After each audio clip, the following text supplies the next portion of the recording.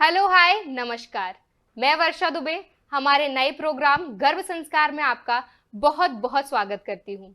दोस्तों, हमारे पिछले एपिसोड में हमने गर्भ संस्कार को समझने की पूरी कोशिश की और उसके महत्व को भी समझा। आज के हमारे इस एपिसोड में हम गर्भ संस्कार से जुड़ी हुई और भी कई सारी बातों के बारे में जानेंगे, जैसे गर्भावस्था में मानसिक स्वास्थ्य कैसे बनाए रखें और ऐसी कौन सी एक्टिविटीज हैं जो एक माँ को मानसिक तौर पर हेल्प कर सकती हैं। दोस्तों, आज इन्हीं सभी विषयों पर बात करने के लिए हमारे साथ मौजूद हैं डॉक्टर विष्णु माने जी।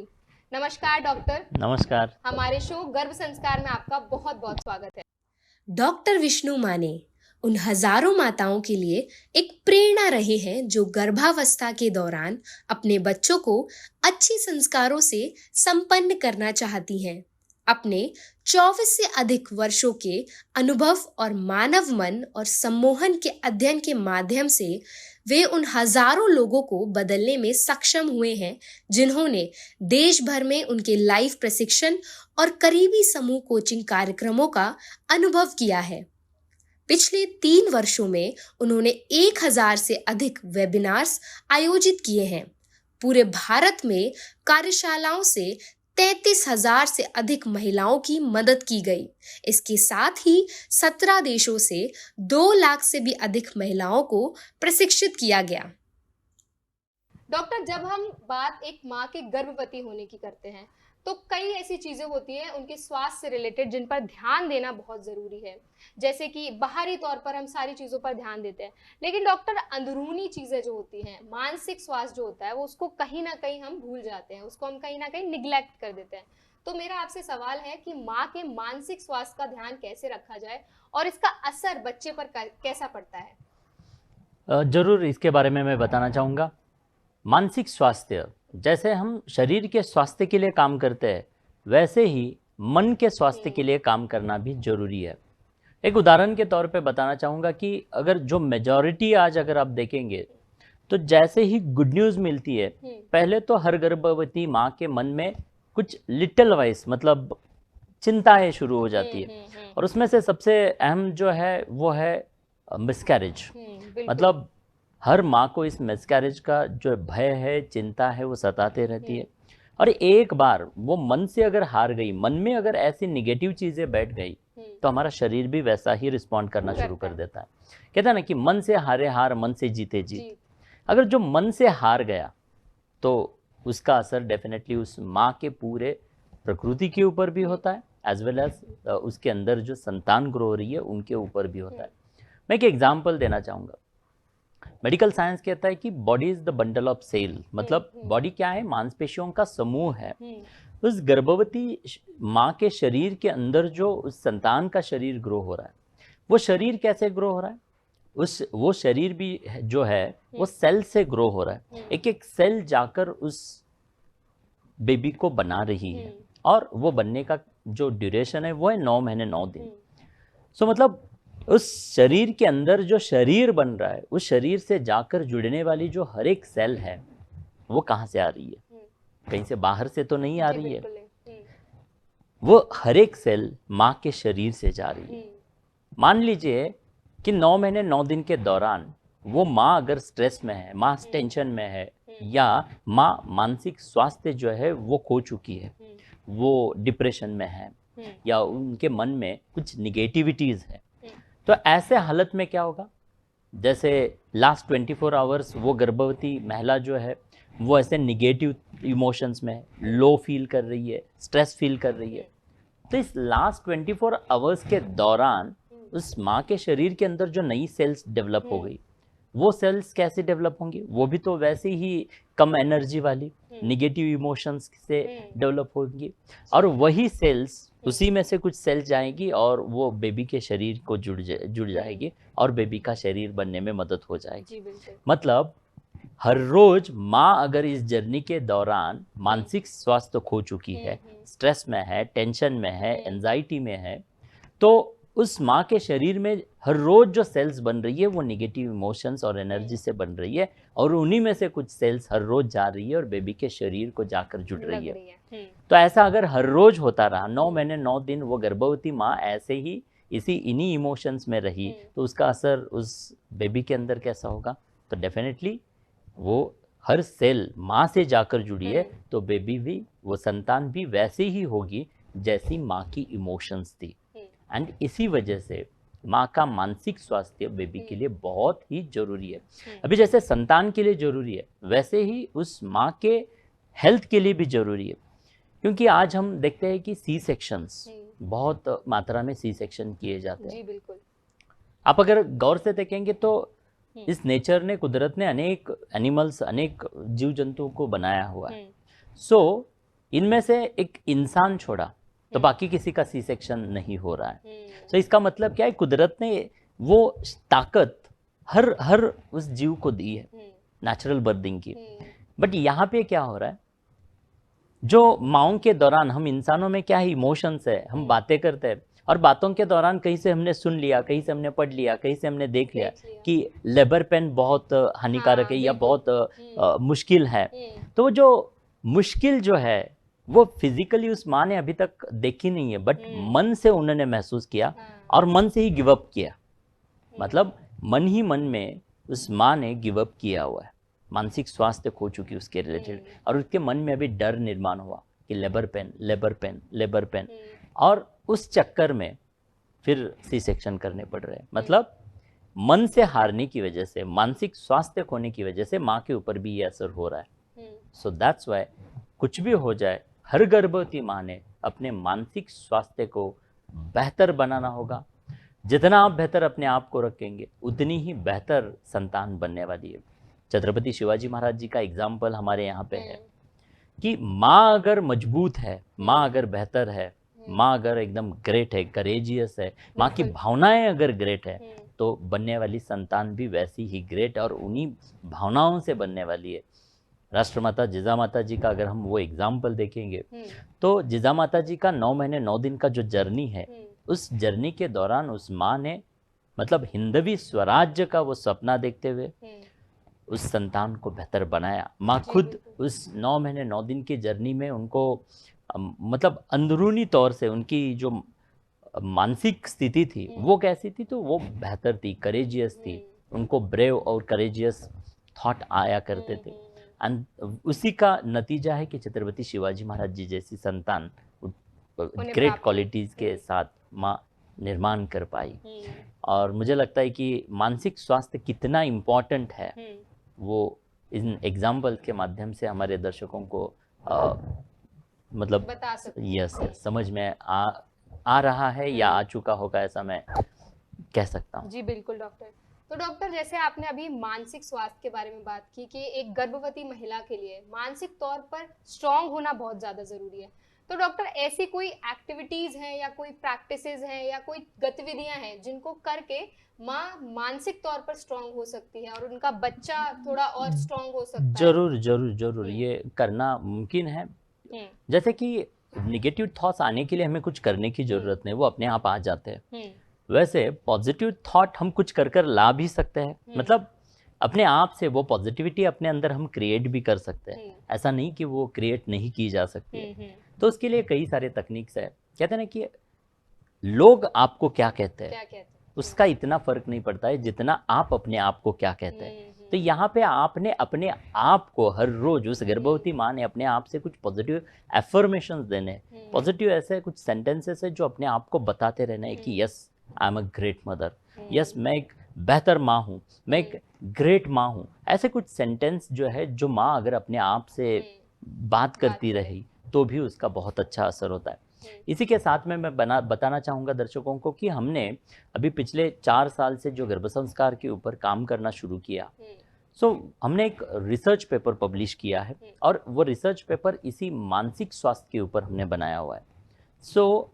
पूरे भारत देश से हमने ऐसी 50 माओं को लिया जहाँ पे जिन माओं ने ये प्रोसेस फॉलो की, मानसिक स्वास्थ्य अच्छा बनाए रखने के लिए कुछ एक्टिविटीज़ को फॉलो किया, और ऐसी माएँ जिन्होंने ये फॉलो नहीं किया।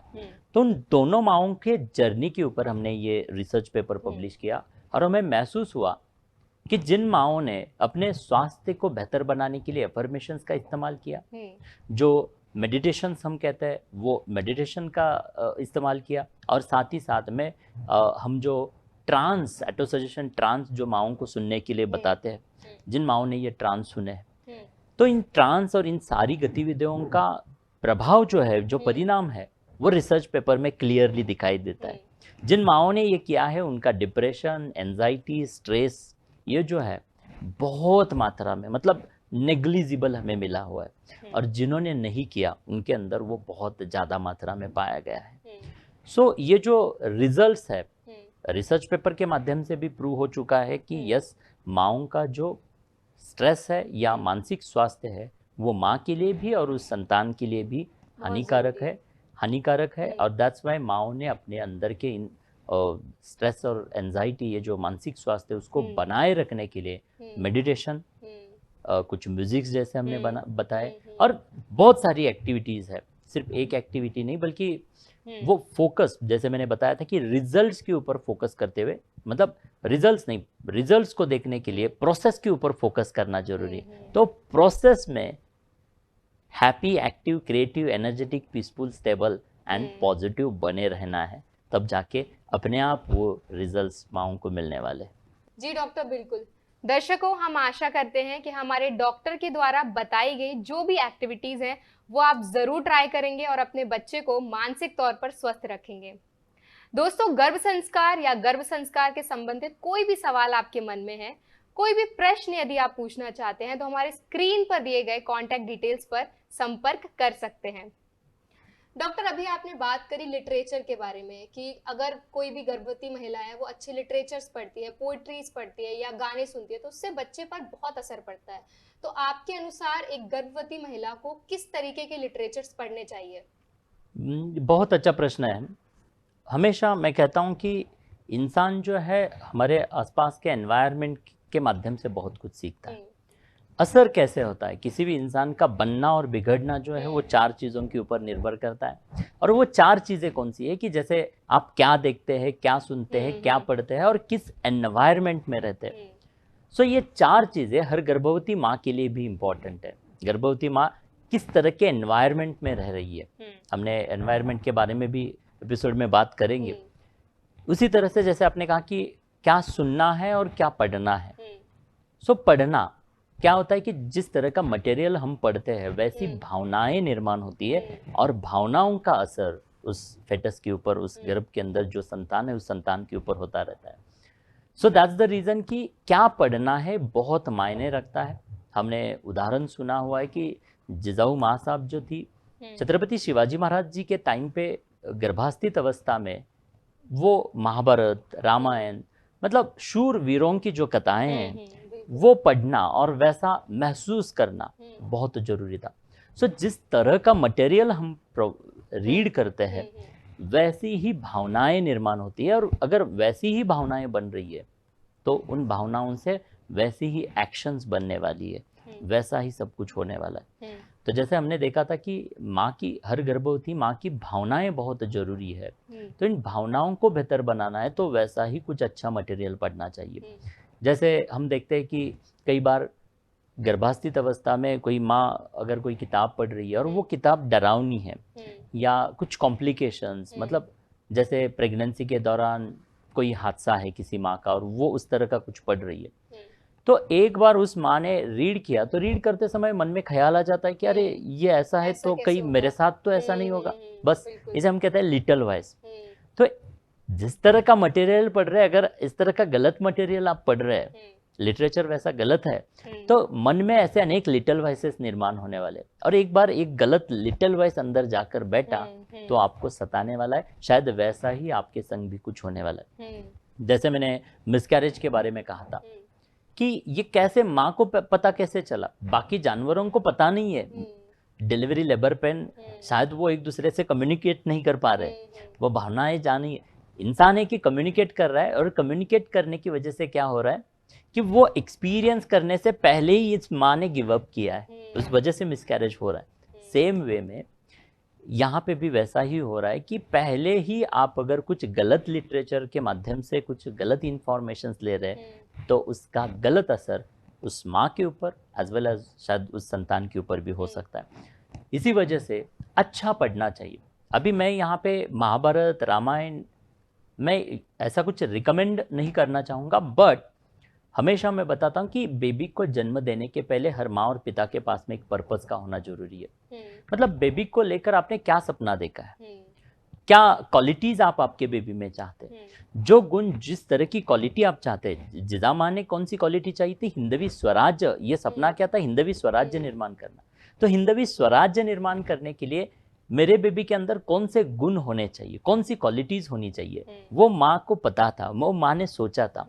और जैसा सोचा था वैसी क्वालिटीज आने के लिए माँ ने कुछ प्रयास किया, कुछ एक्टिविटीज की, कुछ प्रैक्टिस किया। माँ की भावनाएं वैसी बनी।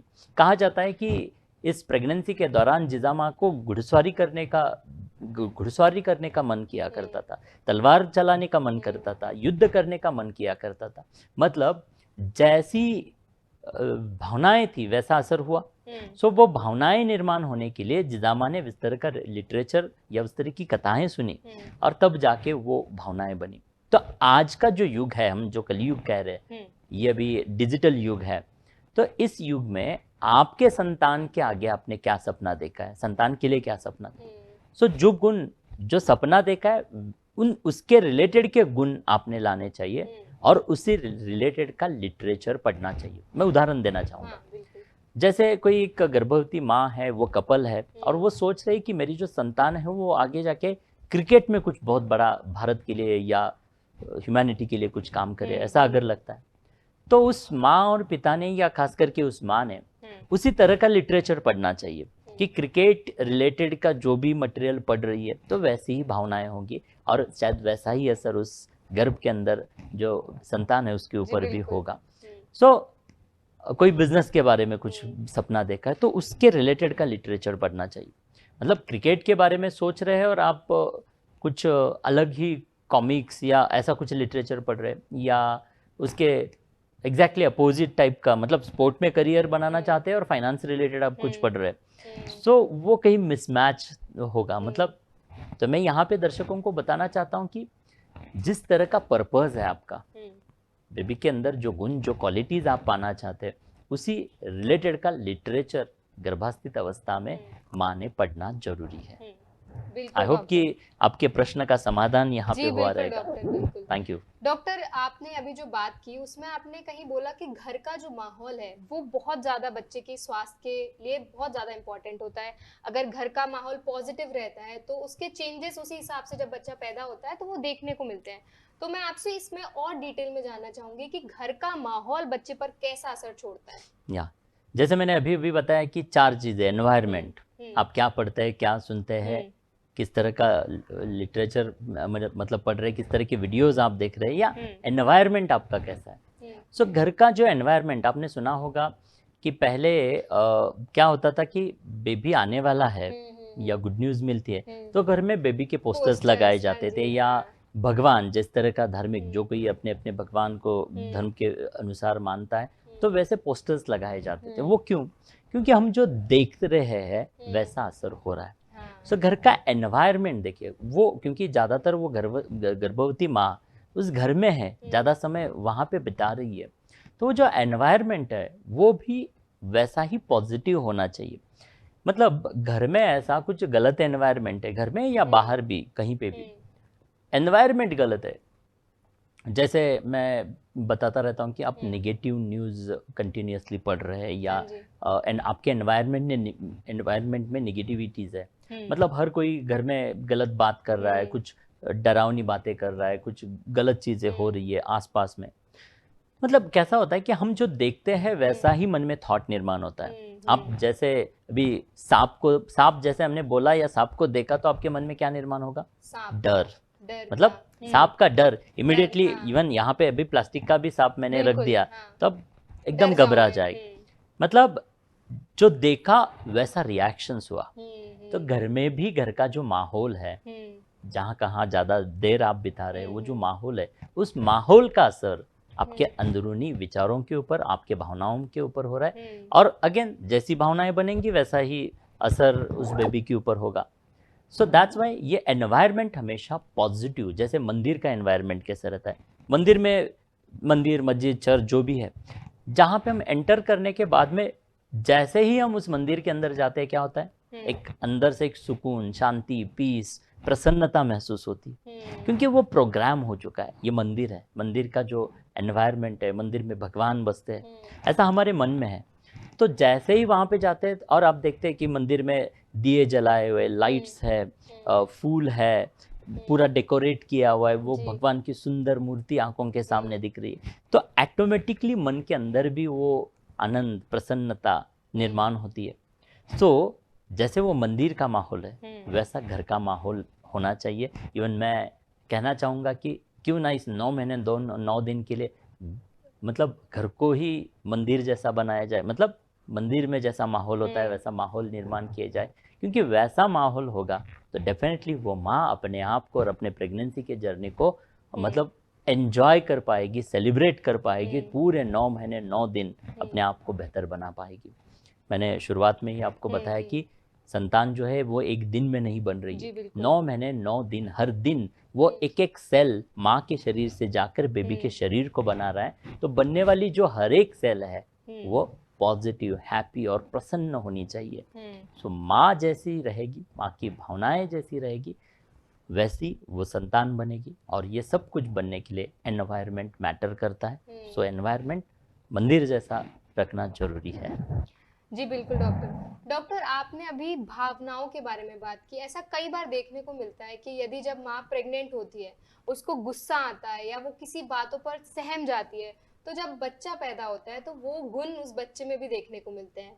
तो आपने ये सारी चीज़ें हमें बताई कि ये गर्भ संस्कार अगर हम करेंगे तो इनको हम अवॉइड कर सकते हैं, तो इसको थोड़ा और डिटेल में हमें और हमारे दर्शकों को बताइए। जरूर बताना चाहूँगा। देखिए, भावनाओं का कैसे असर होता है, एक एग्जाम्पल के तौर से यहाँ पे हम अंडरस्टैंड करते हैं कि भावनाएं, जैसे हमने देखा है कि हम बताते हैं कि जैसे आप और आपका कोई बड़ा भाई या बड़ी बहन या छोटी बहन कोई है, क्या आप दोनों सेम है? मतलब किसी भी माता पिता से जन्म लिए हुए दो जो संतानें हैं, छोटे और बड़े, क्या वो दोनों सेम है? नहीं, दोनों में अंतर है, दोनों बहुत डिफरेंस है।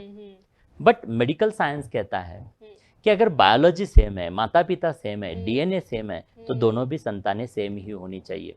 बल्कि असल में वैसा नहीं है। ऐसा क्यों हुआ? इसका रीजन ऐसा है, बायोलॉजी ने कुछ गलत नहीं बताया। इसका रीजन ऐसा है कि जब पहली वाली संतान माँ के कोख में थी, उस वक्त भी क्या था? सेम। उस वक्त भी माता पिता सेम थे, डीएनए सेम था। अलग अगर कुछ था तो अलग थी माँ की भावनाएं। सेकेंड बेबी के टाइम पे भी क्या हुआ? माता पिता सेम थे, डीएनए सेम था, बट अलग क्या है? अलग है माँ की भावनाएं। सो माँ की भावनाएं अलग है, इस रीजन से वो दोनों बेबीज अलग है। और वही बात अगर हम ट्विंस में देखेंगे, मतलब जो जुड़वा हैं, अब अगर जुड़वाओं के अंदर देखेंगे तो वो दोनों बेबीज एक ही साथ में माँ के कोख में हैं। और जब एक ही साथ में माँ के कोख में है तो उन दोनों के लिए माँ की इमोशंस एक जैसी है। एंड यही रीजन है कि वो दोनों संतानें एक जैसी है। दोनों संतानों के अंदर कई गुना सिमिलरिटीज हमें मिलती है। एंड ये प्रूव करता है कि इन भावनाओं का असर इन बेबीज के ऊपर हो रहा है। तो भावनाओं को बेहतर बनाना सबसे इम्पॉर्टेंट है। हालांकि मूड स्विंग होना ये जायज़ है, हार्मोनल इम्बैलेंसेस होना ये जायज़ है, बट उसको बेहतर बनाना, उसको बेहतर बनाए रखना बहुत इम्पॉर्टेंट है। और गर्भ संस्कार के माध्यम से, इस एनवायरनमेंट के माध्यम से, किताबों के माध्यम से, या अनेक जो एक्टिविटीज़, गतिविधियां हम बताते हैं, उन एक्टिविटीज़ के माध्यम से इन भावनाओं को बेहतर बनाए रखना मुमकिन है। और मैं चाहता हूं कि वैसे हर कोई अपनी भावनाओं को बेहतर बनाए रखे। 9 महीने 9 दिन आपका ये जो समय का इन्वेस्टमेंट है, वो आपके बेबी को आपने दिया हुआ जीवन भर का तोहफा है। जी बिल्कुल। सो ये देना जरूरी है। और इस तरह से इन एनवायरनमेंट को, अपने भावनाओं को बेहतर बनाने के लिए प्रयास करना है, क्योंकि आपका प्रयास सिर्फ आपके कोख से आपकी संतान को ही नहीं, शायद एक भारत के भविष्य को जन्म देने जा रहा है। जी बिल्कुल डॉक्टर, आज आपने हमें और हमारे दर्शकों को गर्भावस्था में मानसिक तौर पर स्वस्थ कैसे रहें उसके बारे में बताया। उसके लिए बहुत बहुत धन्यवाद। धन्यवाद। दोस्तों, हमारे आज के एपिसोड में बस इतना ही। हम आपको फिर मिलेंगे हमारे अगले एपिसोड में डॉक्टर विष्णु माने जी के साथ और बात करेंगे गर्भावस्था से जुड़ी हुई और भी काफी सारी आवश्यक बातों के बारे में। तब तक के लिए हमसे जुड़े रहिए। धन्यवाद।